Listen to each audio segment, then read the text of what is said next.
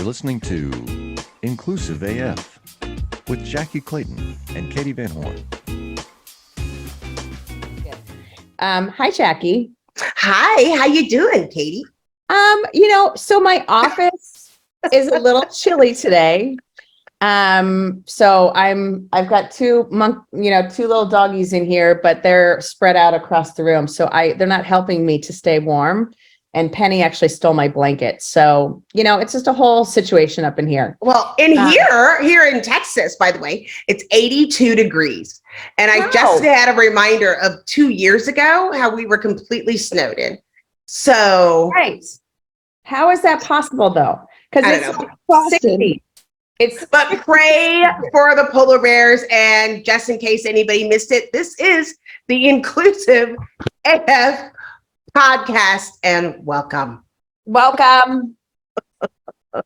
Katie's losing it, and so we might have to help. Let's talk more about her to come on that later. But I'm excited today. We have a special guest, Leah Daniels. And before I kick it up to Leah Daniels, I want to say something, and I'll try not to cry, but we know what happens. So when we flash back, Leah and I have followed each other on social for many years.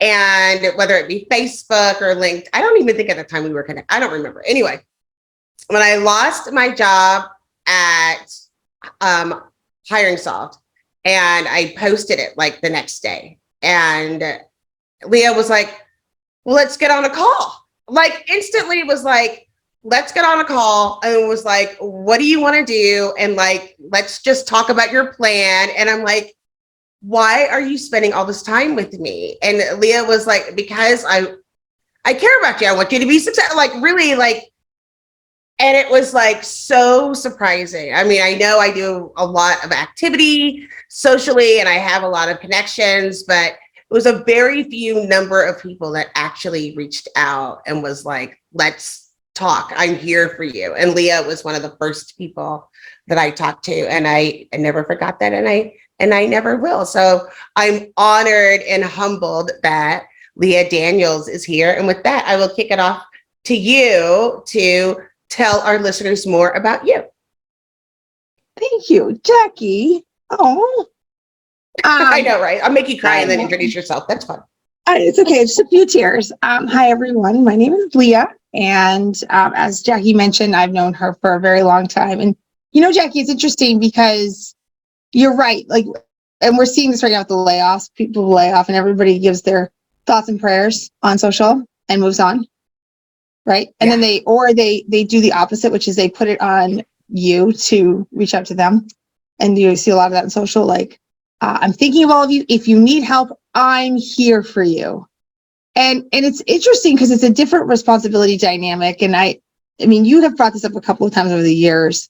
And I never really thought about it until you talk about it. But like, I do think that it's not just on the person who's now in this really difficult position and you're overwhelmed and there's a lot going on. There's a difference between saying, hey, reach out to me if you need help versus them reaching out to you and saying, how can I help you? Here's what I can do. Let me give you 3 things. Like, let me help be part of your journey and get you, if nothing else, one foot in front of the other, right? The getting started process is almost always the hardest. And like just having someone to push you into that a little in a good way, I think is amazing. Sorry, I digress. No. So I am the Chief Commercial Officer over at JobSync right now. And I like to integrate all of the things. Most of the time I like to integrate really big, complicated ATSs and systems of record into job boards, easy apply, but not just the easy apply, like get all those difficult questions, EEO, OCCP, terms and conditions, all the yummy, good stuff into that easy apply. And I like to get companies lots of candidates. And while I know we're in this weird market right now with lots of layoffs and challenges, in the reality, when you actually look at it, is that lots of companies are still struggling to find talent, right? I mean, the majority of companies don't hire developers, actually. They hire brick and mortar people. And so those companies still struggling, we like to help them. How's that? Is that Yes. good? You want me to give you a little That more? was good. I liked it. No, I liked it a lot. I mean, I feel like you're right. This is beyond anything we've seen before. It is impossible to predict what's happening right now because it just changes every 5 minutes. Mhm. And I saw something, it was called like quiet hiring. I was like, get the fuck out of here. Like, Oh, are you right? doing it right now? By the And way, then we've it been doing was that for a like- long time. No one, that's not new. Yeah. I was like, it's called You know- upskilling. Quit trying to make fetch happen. Fetch is not going to happen, but So they're fetch. trying. It's so Yeah. Isn't that just called like Hiring sourcing, is fetch. sourcing passive candidates? Isn't that what that's called? So, but there is so much going on. It's so weird. No, it's always something, isn't it? I feel like the headlines are more dramatic than the reality. I do love, as you said, like all those articles that are coming out. And I also like that a lot of the people in our circle are writing articles that are like, really? Yeah. Yeah. That's the article. Really? Are you sure about this? Dude. It's not necessary. For But reals. Dumb. all good. So we were talking before we started recording, and I want to dig in on that a little bit about baby seals. And no, I'm just kidding. So The faces adorable. of both Jackye and Leah were like, what? What was that? Who were we? No, I want to talk about leadership at your organization and the conversations that you're having about leadership in your organization, because I think it is something that would be fascinating to our listeners to just hear kind of what you've been hearing. So Sure. So we were just talking a minute ago about, so I have a tech background. We didn't talk about this, but I come from a tech background. I have done a number of startups over the years, all mostly in the recruiting tech space. My very first one was a company called Zoom Info. It was very small when I was there, maybe slightly larger today. Perhaps. When I was there, I was employee 4, so small. And then I was at an ATS called Bullhorn, which is a technology ATS for the staffing space. I did spend a little bit of time at Monster. And then my last gig before this one was at Appcast, which is another technology for the recruiting space. And there's some themes in my life at technology companies, one of which is CEOs tend to be white dudes and leadership teams tend to be white dudes. And this company that I've just joined about a year and a half ago, I was talking to one of the folks that is on my team, and he said, it's really interesting. This is the first company I've ever worked with. The majority of the leadership team is female.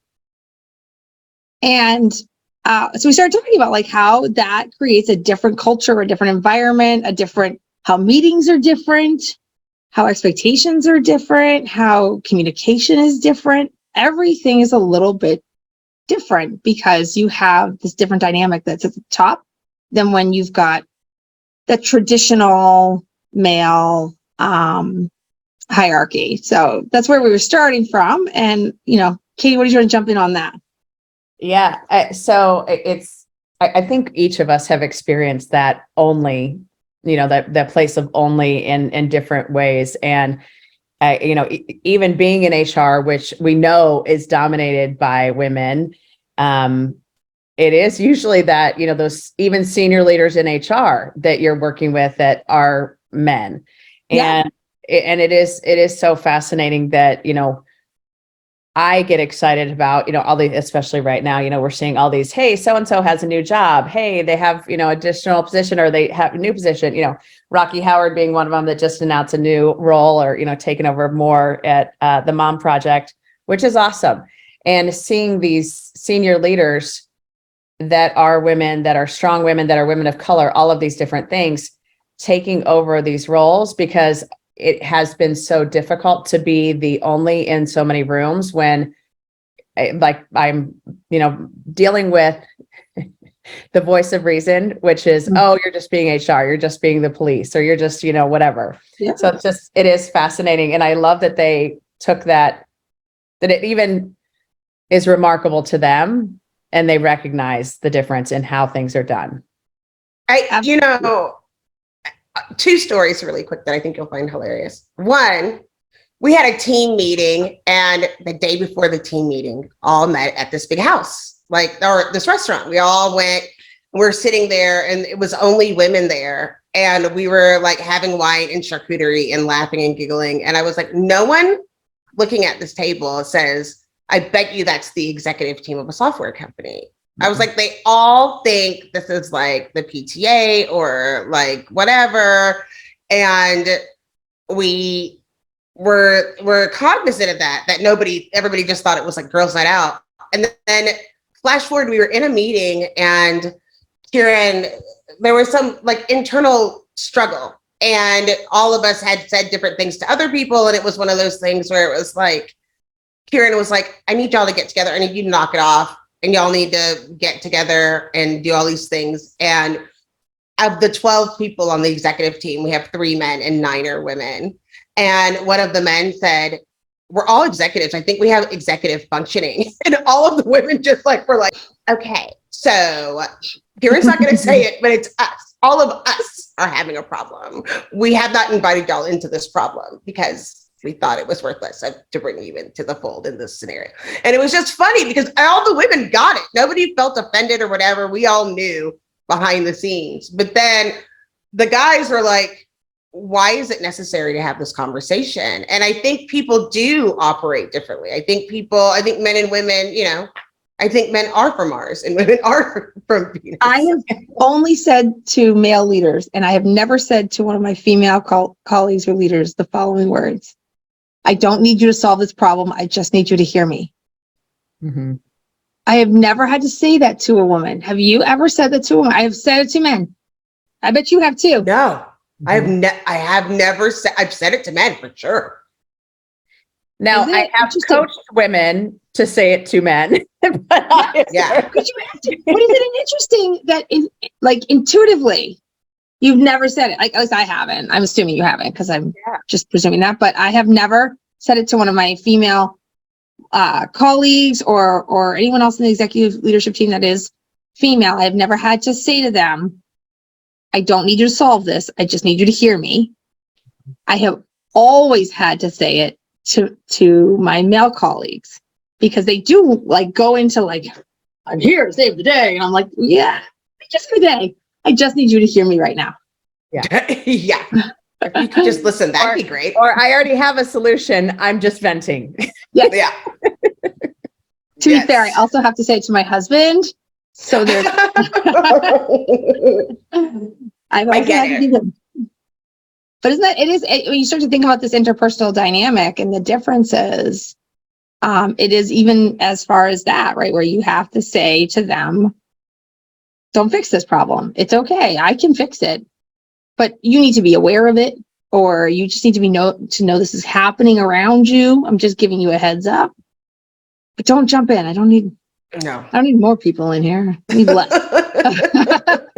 Well, I think feedback, I can tell you, having a full female executive team or majority female executive team, that we've learned that we have to communicate differently. Because a lot of times when you are othered or trying to be in a creative way of explaining it in a way that people are listening, and they don't listen, it's you will see lots of instances where they're not listening when I do it the way I normally talk. But then I've noticed sometimes in meeting, women will talk around issues, and we're not going to get anything done when you have 9 women on the executive team, so the opposite is true, where we are very direct with each other. Yeah.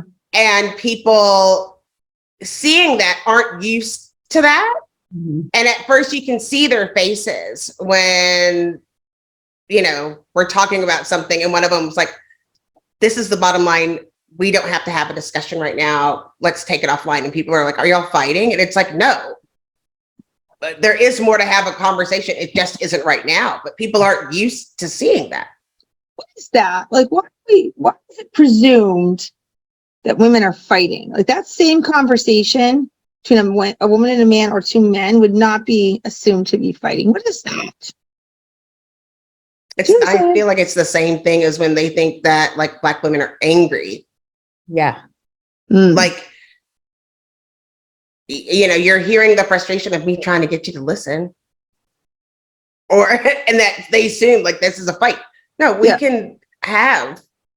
Well, and I think there's also, Conversations. because it's that assumption of emotional instability that women supposedly have, that if I am direct with you, I must be very emotional. I must be very happy, sad, whatever it might be, versus no, we're just doing business. We're just getting stuff done.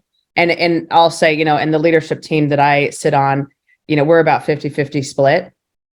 And some of the women are very direct, others are not. And even that can be very challenging, because it is, as you said, Jackye, like dancing around things versus saying, no, let's have that hard conversation so we can figure this out together. That's why we're all here, is to figure out the hard stuff and make it better for the rest of the team.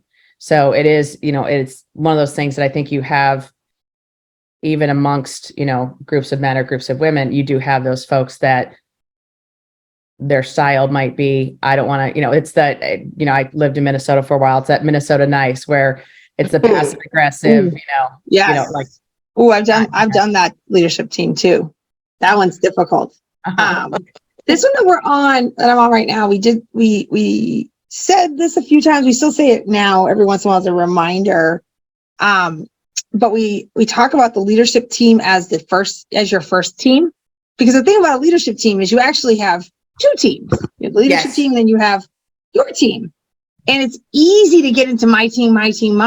And so we sort of have taken a stance of, this is the first team. You have to think about the leadership team before you think about your own internal team. And I think that that's very different than how a lot of companies and people operate. But for us, it helps us with the communication breakdowns. So it's less about like your job, my job, your team didn't do this, my team, right? And so we get rid of some of that. And that was something that came up between me and one of our other female executives, where we recognized that was, we were barreling towards this problem. Like, this was going to be an issue if we continued to allow people to think that way. And so we sort of nipped it in the bud early, that we have to think about the team dynamic on the leadership team first, and make sure that those walls are solid. And that way, what that ends up doing is it allows us to say things like, I can't take this on, even though it probably belongs in my org right now. Like, how can we get it done anyway? mm-hmm. And it does really help us, I think. And I don't know if that would have happened as easily if it had been someone else. It just happened to be that this particular person and I came to this realization. We were able to kind of bang it out really quickly, figure out the problem, and then roll it out across our whole leadership org. But it was definitely two women on the side going, this is going to be a problem if we don't fix it soon, and think about the leadership team differently. And I think that, I don't know, for what that's worth, I think that it has really made a difference in the way we operate and function as a business. I love the analogy of, are your walls solid? And I think that's a critical piece for any leadership team, because how many times, and, whether you were in, on the executive team or not, if you were not and looking in, and you could tell whether that team was solid or not, or whether they had each other's backs or what was going on very, very easily. And I think that's something else that, I always have said to leaders, and I firmly believe this, like, in absence of knowledge, people are going to make up a story and make up gossip, whatever it might be. And if the leadership team isn't aligned and isn't transparent and isn't, really sharing kind of what's really going on, that is such a critical piece. But you have to have that kind of lockstep with each other, so you can't go out and it is the whole idea of like, hey, you can disagree in this room, but once we leave this room, we're together, period. Yeah, no, disagreement is healthy, but lock arms, we're walking out as one. But I always like to think about like a house, right? Like, if every team had their own room in the house and you're responsible for your room, but who's responsible for, like, the paint outside or the exterior or the foundation or the doors, right? Who's making sure the house is heated? Because that's no longer a room-based problem. Yes. Right. And I think that that's But I do think that that's what happens. And even if you don't just look at the leadership, if you look down through the whole org, you see that inside various teams, right? This is my room. I have the kitchen, your room, you have the living room. Mind your rooms, everyone. Yeah, stay in your Like, wow, room. those two paint schemes don't work together. Doesn't matter, the different rooms. You're making me think, Leah, you remember like every like 70s sitcom, there'd be like two kids sharing a bedroom and they'd like put a piece of tape down the middle. And I Yes. my parents were going to do that to my sister Emily and I at one point, like, do not cross over this line because It's every like the time they would Wednesday fight with each show. other. Yeah. We watched the Wednesday show and they sliced the window in half. Yes, absolutely. Absolutely. I love it thinking about that. I haven't thought about that. I might have to steal that about going back about this is your team first. And Yeah. I have found like part of this, I think, is just getting older and tired of like, just like, I don't have time for all the crap that I have to tell. Jackie, like, wiser. Not tired, wiser. More mature, like a fine We're wine. adults here now, everyone. But it's like, I feel like I'm almost at the doctor's office, how they're like, do you smoke? Do you drink? Do you do drugs? And at one point in my life where it's like, I don't want to tell them because I'm going to get in trouble. And at this one, it's like, look, I just need whatever it is to fix whatever's going on. Like, yes, me, wine, all of it. Yeah, like, okay? oh, I drink 2 Red Bulls a day. Do you need that? That's probably important. You should know that. And that's not true, Jackie. it's not true. It's not. Okay, I know. No, it's 3. It's fine. It's 3. Yeah, it's 3 of them. No, I don't drink. I don't drink. She's mad that she hasn't gotten wings yet, so she's going to drink another one. Well, that's happening. I'm going to drink all the Red Bulls until I do have wings. Yeah. Somebody give this woman some wings. Yeah. But it's like, we have to have that conversation. And I've noticed, like, I had a conversation and started thinking more, especially with inclusion and how we can help people feel included. I've said, like, I don't trust you. And that's like, okay. And I don't know if it's your issue or my issue. Like, can we unravel some of the things that I'm feeling right now? Especially when you're remote, because I don't know what's going on.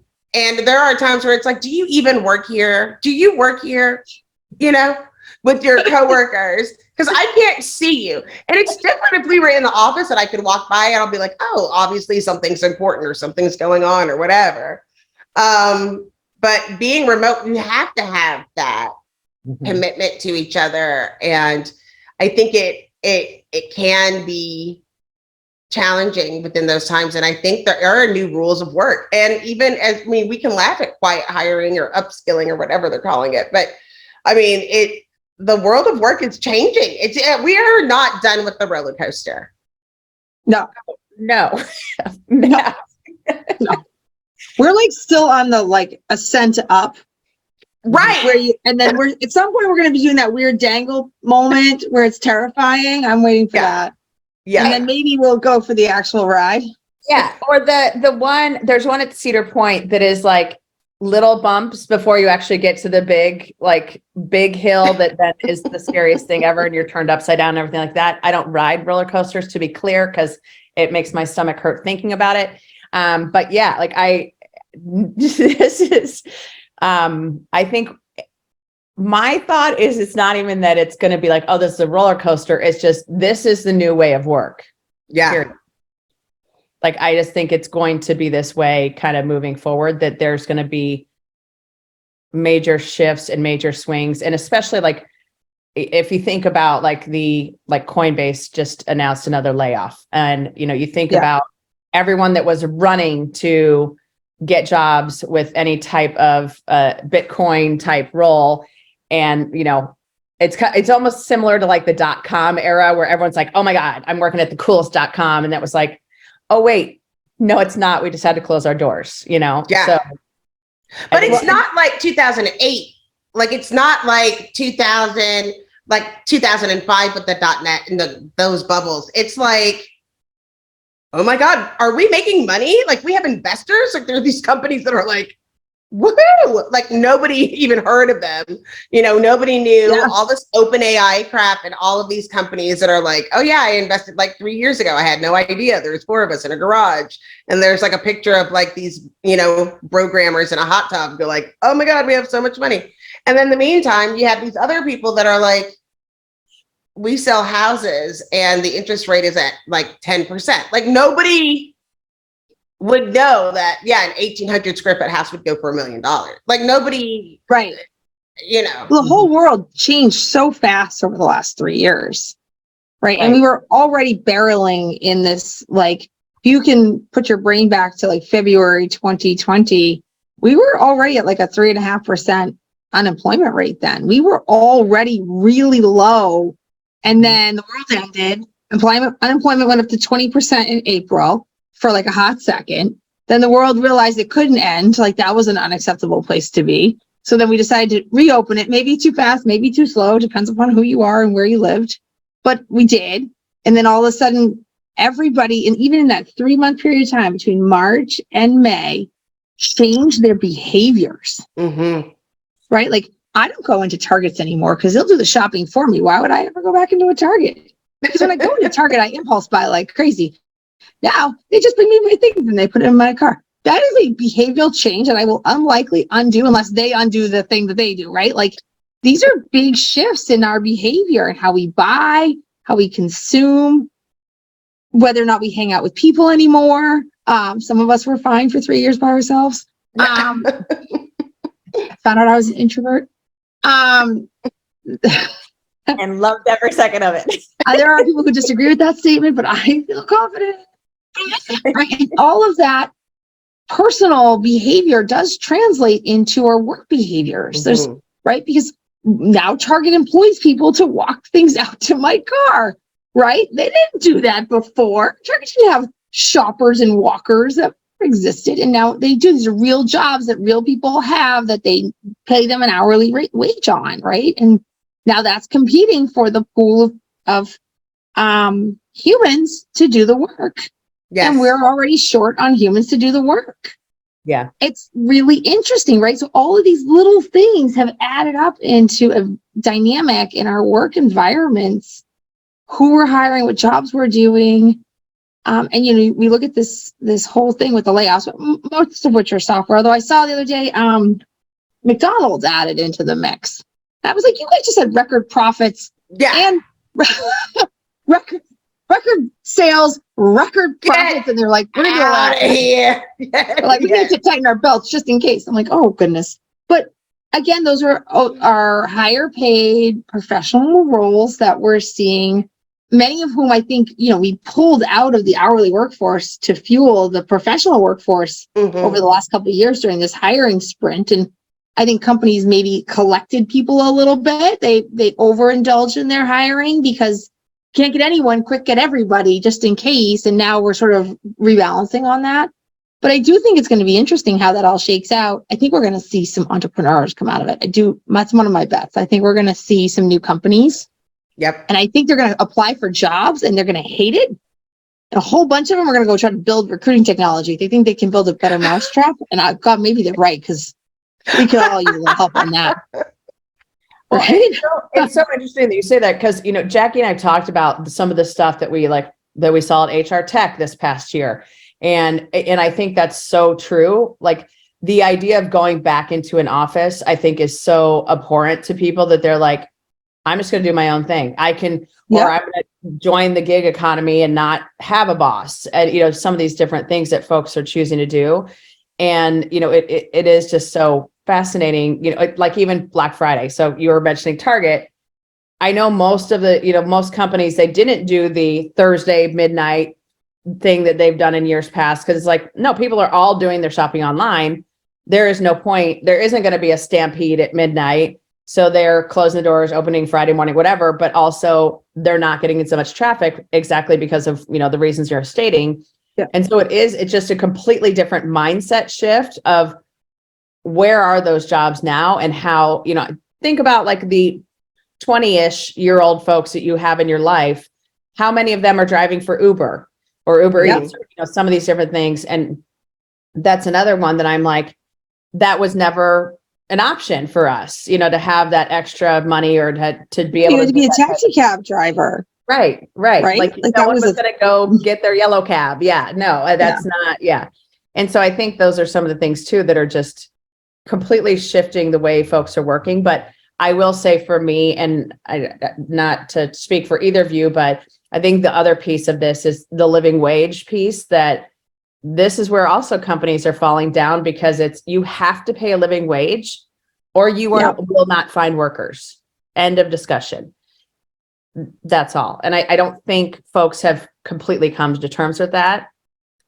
No, it's really interesting with that gap, right? I mean, even did you see the news? Was that in North Carolina? The one Chick-fil-A that thought they could pay their employees by feeding them?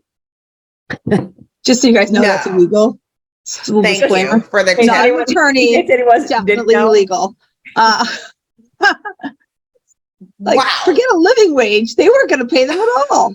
Right. But only a small Coke. No, Right. listen, our chicken is really good. You're going to love our chicken. So hopefully you're not a vegetaririan. Come work here. Right. It's my pleasure. My pleasure. I really want to work with the American public and only get food. Dude, I just, people are not getting this. I still don't know that, like, I was watching the news and it said we added 230,000 jobs last month. So the economy's like stable. Like, what does this mean? Well, it's interesting. We added more jobs in December than we've lost on all of these layoffs that are making all the news cycles. Right. Yes.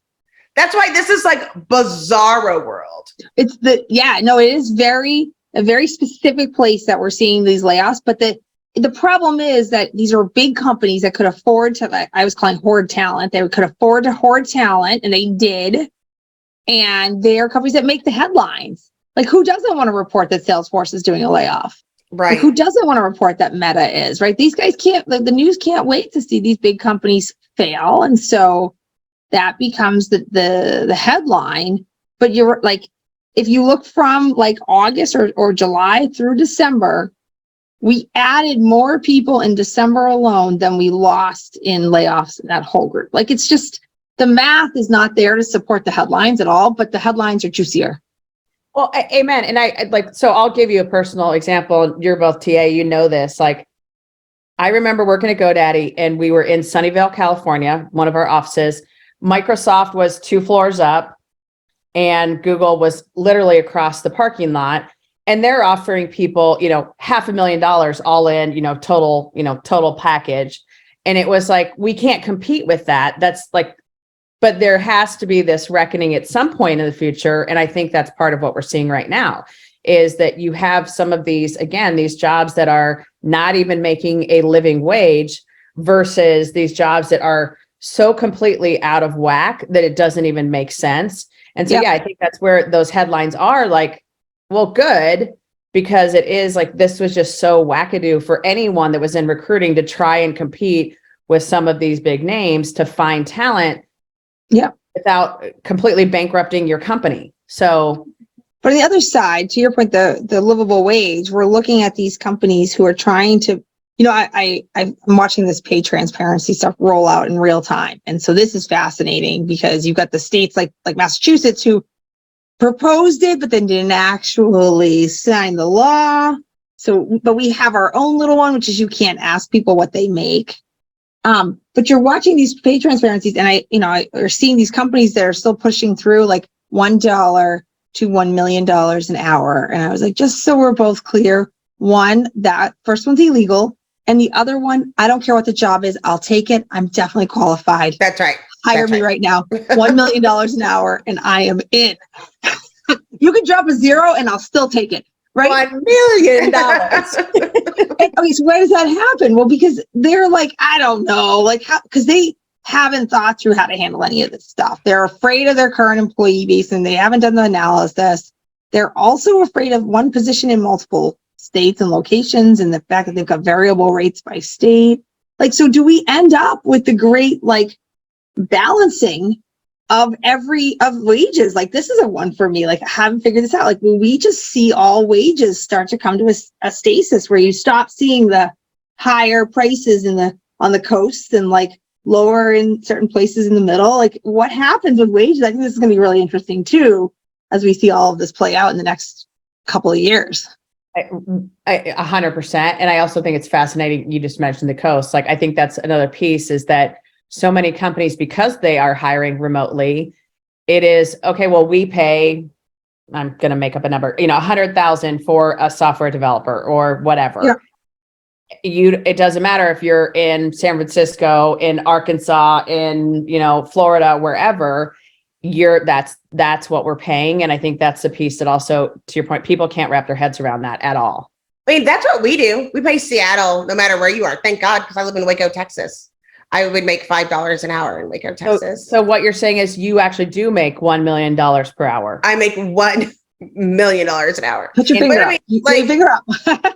This is like the whole thing, though. Like, well, the part of the reasons why all of these things fail, I'm working on a why does DEIB instances fail? And the major reason that it fails is because people are trying to change people instead of changing systems.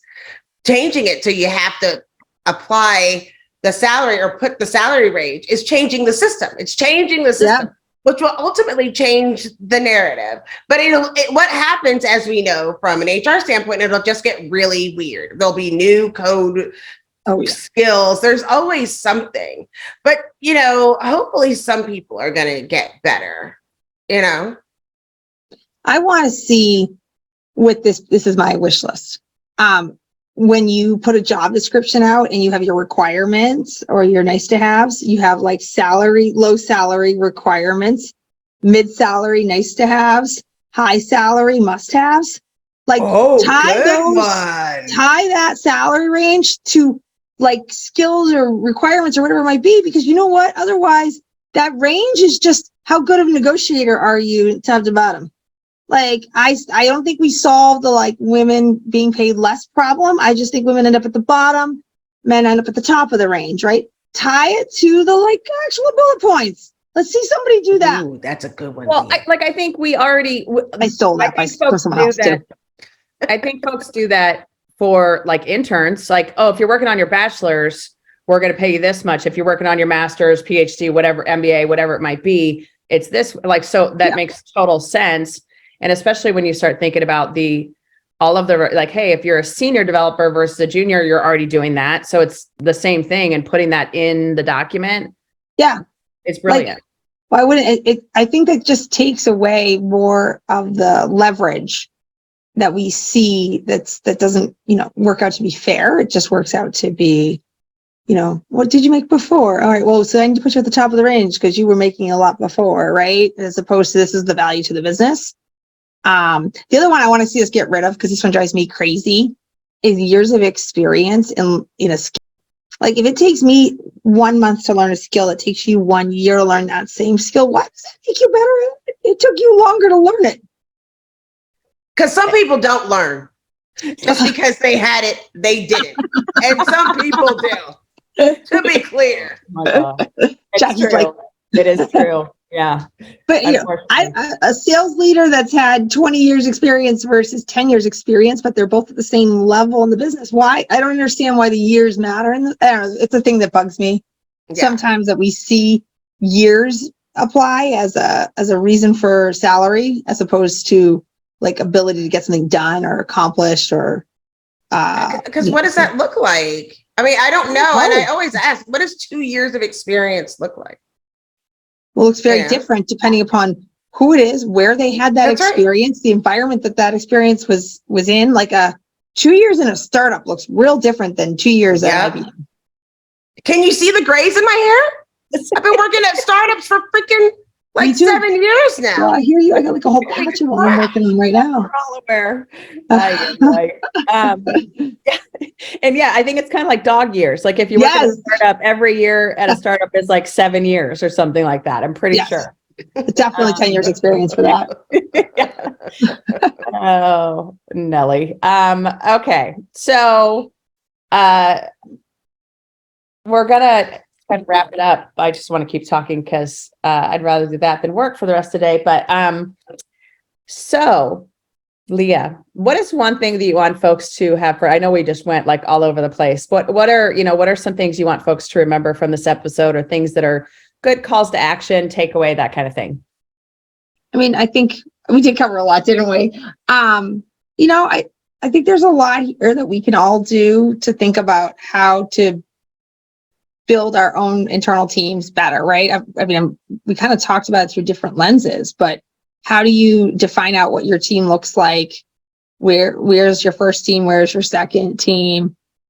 Are you looking at the world through rooms in a house, or are you guys really the house, right? Like, how do you build that team? And then, to our point about the dynamics and the interactions, like, how do you make sure that you're having the most productive conversations within your organization? And when you're bringing people on, so we'll do this pay transparency. When you're bringing people on, are you paying them fairly, right? Are you paying everyone fairly, not for the range, although I like the range, but really for the skills and the abilities they bring into the organization? So how's that? Good? That's good. Awesome. Perfect. Jackye, what you got?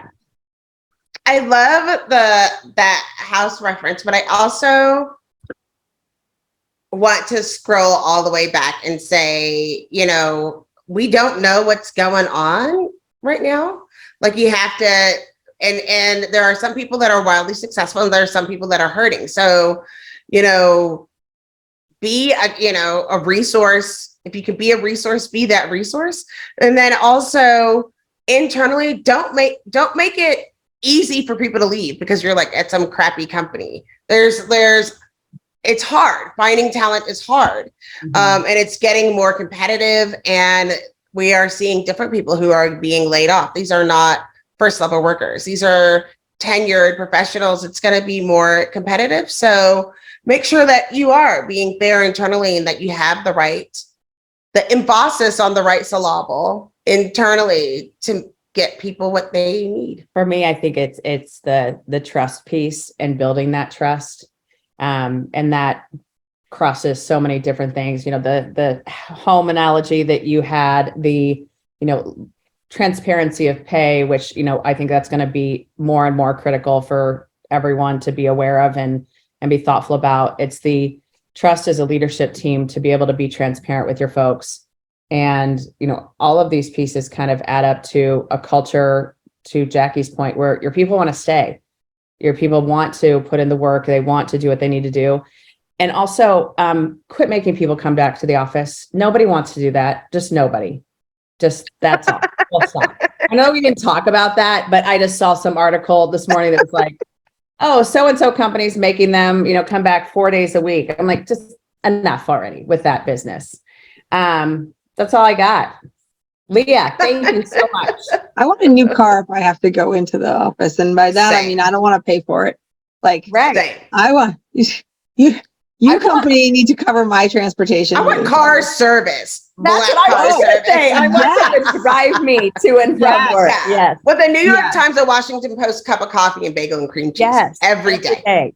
Every day. I feel like that's not even like high demand right there. You could go much bigger. Go bigger. That's right. Although if you have to go to Seattle, Jackye, that commute's going to be a little rough. That's going to be Yeah, a that little would be- rough. Yeah. Good It's point. a long good drive. point. Multiple drivers for that. We'll be Yeah. going over the Rockies today, everyone. Yeah. I might lose service. You're like, I'm going to need more of a mint service, like JetBlue, where I can like lay down, sleep through this Yes. commute. Well, actually, hey, yeah, it could be like the JSX. Like if you could get, the flight, the That's right. I would I've do that seen in a that. heartbeat. Yeah, I'll fly in a couple days a week. You betcha. No, no. Maybe I Just can no. take the puppies. All right. Well, thank you, Leah, so much for joining us. We Oh, truly thanks for having appreciate it. me. Appreciate the conversation. This is Katee Van Horn. And this is Jackye Clayton. Bye.